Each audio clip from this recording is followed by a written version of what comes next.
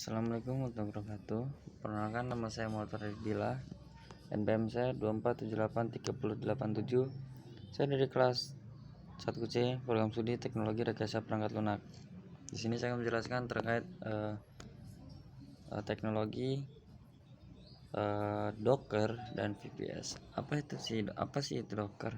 Jadi kalau Docker itu merupakan sistem operasi atau runtime proses, dimana fungsinya itu untuk menjalankan kontainer itu yang mirip dengan hampir sama dengan VM atau virtual machine. Bedanya itu kalau kontainer itu dia tidak butuh sistem operasi, jadi kontainer itu hanya menyimpan aplikasi yang akan dijalankan. Nah, kalau virtual machine dia punya sistem operasi sendiri, dia punya sistem operasi untuk menjalankan sebuah aplikasi. Jadi VM virtual machine itu bakalan lebih berat daripada kontainer. Nah, terus kalau di kontainer, ketika kita mau memakai suatu hal yang dibutuhkan, kita harus kita dapat menginstal terlebih dahulu. Bedanya dengan virtual machine, kalau virtual machine itu semuanya sudah diinstal, jadi mau dia dipakai atau tidak dipakai akan tetap ada di virtual machine. Namun jika kontainer, yang ada di kontainer itu hanya yang akan kita pakai.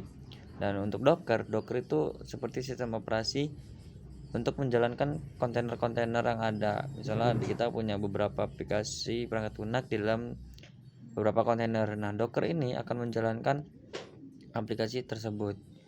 Begitu untuk pengertian dari Docker. Selanjutnya untuk VPS, Virtual Private Server. Jadi kalau VPS, Virtual Private Server itu dari namanya, dia server private.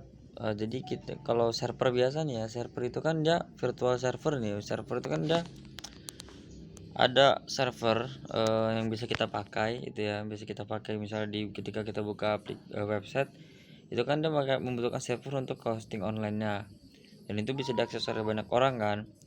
Dan kalau virtual private server itu VPS, jadi dia server secara virtual. Jadi kita kayak punya server, namun bentuk virtual. Nah, bentuk fisiknya itu ada di tempat lain gitu. Kita bisa mengakses server secara virtual. Jadi server itu punya kita, tapi kita nggak punya fisiknya, hanya virtualnya, dan hanya kita yang bisa akses, yang punya akses tuh. Jadi kita private, orang lain nggak bisa akses tanpa akses dari kita.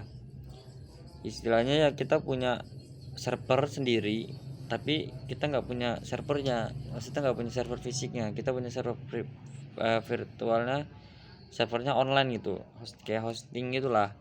Dan itu private, jadi walaupun dia diterhubung di satu data center, satu server utama, tapi kita dibagi segmen lagi, jadi private, satu orang satu private server, seperti itu.